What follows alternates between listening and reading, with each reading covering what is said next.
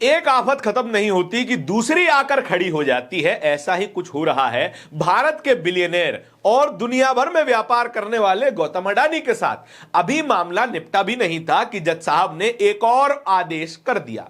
गौतम अडानी के ऊपर अमेरिका में एक आरोप लगा था कि उन्होंने अमेरिकी नागरिकों और अमेरिकी निवेशकों का पैसा करीबन $250 मिलियन भारत में अपनी एक सब्सिडियरी कंपनी को सोलर पावर प्रोजेक्ट दिलवाने के लिए इस्तेमाल किया, घूस देने में भारतीय अधिकारियों को। यह मामला अमेरिका पहुंचा तो अमेरिका के डिपार्टमेंट ऑफ जस्टिस ने ब्राइबरी का केस बना दिया और इसके बाद शुरू हुई सबसे बड़ी पॉलिटिकल लॉबिंग और रिश्वत की कहानी। नीयत सच्ची हो तो पूरी कायनात आपके हक में खड़ी हो जाती है। ਮਾਨ ਸਰਕਾਰ ਨੇ ਨਹਿਰੀ ਪਾਣੀ ਦੀ ਸਮੱਸਿਆ ਨੂੰ ਨਜਿੱਠਣ ਵਾਸਤੇ ਬਹੁਤ ਵਧੀਆ ਕੰਮ ਕੀਤੇ ਆ। ਸਾਡੇ ਖੇਤਾਂ ਨੂੰ ਪਾਣੀ ਪੂਰਾ ਲੱਗਣ ਲੱਗ ਪਿਆ ਜੀ। मांझा, मालवा, दुआबा और पुआध के इलाके दुआएं दे रहे हैं। ਮਾਨ ਸਰਕਾਰ ਦਾ ਬਹੁਤ-ਬਹੁਤ ਧੰਨਵਾਦ ਕਰਦੇ ਹਾਂ। ਐਸ ਜੂਨ ਜੁਲਾਈ ਜਦੋਂ ਝੋਨੇ ਦੀ ਫਸਲ ਹੋਊਗੀ ਇਹ 85% ਤੇ ਪਹੁੰਚ ਜਾਾਂਗੇ। पता चला कि गौतम अडानी की कंपनी ने $250 मिलियन तो इस्तेमाल कर दिए, लिहाजा केस किया जा रहा है। लेकिन थोड़ी बहुत जुगत लगाने के बाद, मीडिएशन में मामला पहुंचने के बाद डीओजे और गौतम अडानी की कंपनियों के बीच में एक समझौता हो गया। रिपोर्टेडली यह कहा गया, कथित तौर पर यह कहा गया कि गौतम अडानी अमेरिका में करीबन $10 बिलियन का निवेश करने जा रहे हैं। $10 बिलियन यानी कि करीबन 95-96 हजार करोड़ रुपए। और अगर ऐसा करेंगे तो फिर उनके ऊपर से तमाम चार्जेस हटा लिए जाएंगे। और इस बात को लेकर के डीओजे अदालत भी पहुंच गया। डीओजे ने न्यूयॉर्क की एक अदालत में कहा कि गौतम अडानी के ऊपर से ये तमाम मामले हटा लिए जाने चाहिए। लेकिन एक जज फंस गया। जज साहब ने कहा कि हमारे पास कोई ठोस वजह दिखाई नहीं देती कि गौतम अडानी के ऊपर से मामले हटा लिए जाएं। और डीओजे से ही सवाल पूछ दिया। डीओजे से कहा कि आप वो तमाम ठोस सबूत लेकर के आइए जिसके आधार पर आप कह रहे हैं कि गौतम अडानी को इन तमाम आरोपों से मुक्त कर देना चाहिए। डीओजे के पास जवाब गया, लेकिन डीओजे पूरी तरीके से जवाब नहीं दे पाया। अब मामला पहुंचा है गौतम अडानी तक। गौतम अडानी को कहा गया है कि आपके पास केवल 15 जुलाई 2026 तक का समय है। यह साबित कीजिए कि आपने डीओजे के साथ कोई क्विड प्रो को का सौदा तो नहीं कर लिया कि आप कुछ देंगे बदले में आपको कुछ मिलेगा। यानी कि आपने $10 बिलियन का वादा किया निवेश करने का और बदले में आपके ऊपर से मामले हटाए जा रहे हैं। यह बात साबित करनी पड़ेगी गौतम अडानी को, अपने जवाब में साबित करनी पड़ेगी। और अगर नहीं कर पाते हैं तो यह मामला डबल डाउन कर दिया जाएगा। पहले तो मामला ब्राइबरी का चल ही रहा था कि अमेरिकी नागरिकों और अमेरिकी निवेशकों का पैसा इन्होंने घूस देने में इस्तेमाल किया। फिर डीओजे को एक कथित तौर की एक इनडायरेक्ट घूस देने की कोशिश की और डीओजे ने मामला हटाने की पैरवी कर दी। और गौतम अडानी यहां से मामला नहीं संभाल पाते हैं तो 2 गुना केस में फंसा लिए जाएंगे। गौतम अडानी के दिन थोड़े से खराब चल रहे हैं, खासकर अमेरिकी व्यापार को लेकर के।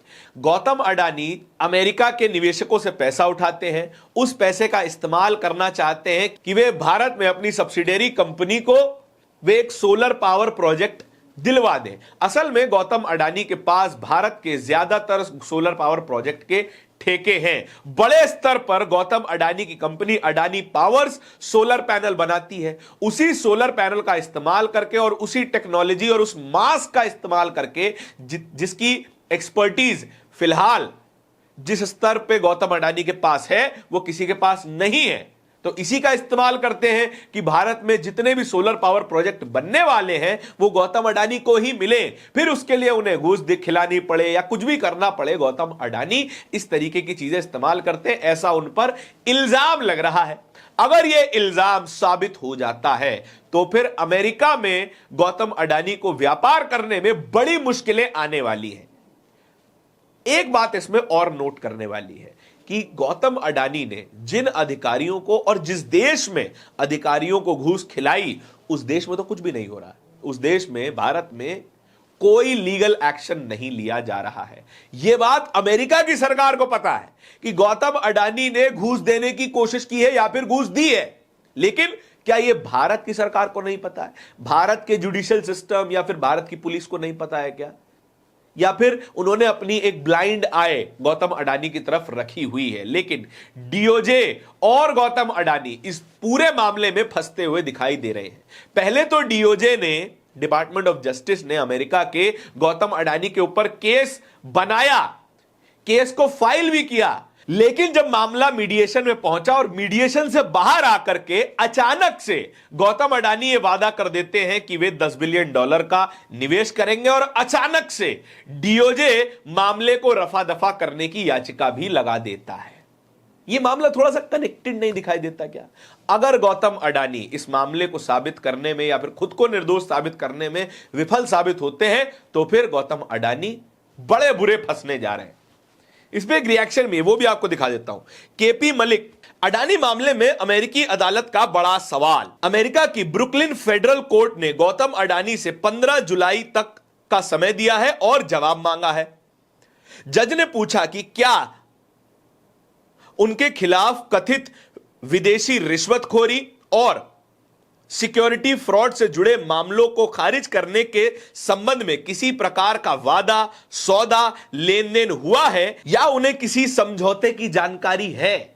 भाई साहब, गौतम अडानी की कंपनी समझौते में गई, यानी कि मीडिएशन में गई, और गौतम अडानी को इसके बारे में जानकारी नहीं होगी, यह थोड़ा सा सोचने लायक बात है। जाहिर सी बात है उनको जानकारी होगी, लेकिन सवाल यहां पर यह है कि क्या गौतम अडानी इस बात को स्वीकार करेंगे कि उनकी कंपनी निवेश करने को राजी हो गई थी? क्योंकि हर जगह खबर छप रही थी कि 95,000 करोड़ गौतम अडानी अमेरिका में निवेश करेंगे, उसकी वजह से 15,000 नई नौकरियां बनेंगी और वगैरह वगैरह की खबरें छप रही थी। क्या ये खबरें, तमाम जो खबरें छपी, क्या वो झूठी खबरें थी? और अगर झूठी थी तो गौतम अडानी ने उस पर तभी ऐतराज क्यों नहीं जताया? यह बात साबित करने के लिए गौतम अडानी को बहुत करारे चने चबाने पड़ेंगे। इस पूरी खबर के बारे में आपके क्या विचार हैं? कमेंट सेक्शन में बताइएगा जरूर। इस तरह की और भी खबरों को देखते रहने के लिए बोलता हिंदुस्तान को सब्सक्राइब जरूर कीजिएगा। बहुत बहुत शुक्रिया।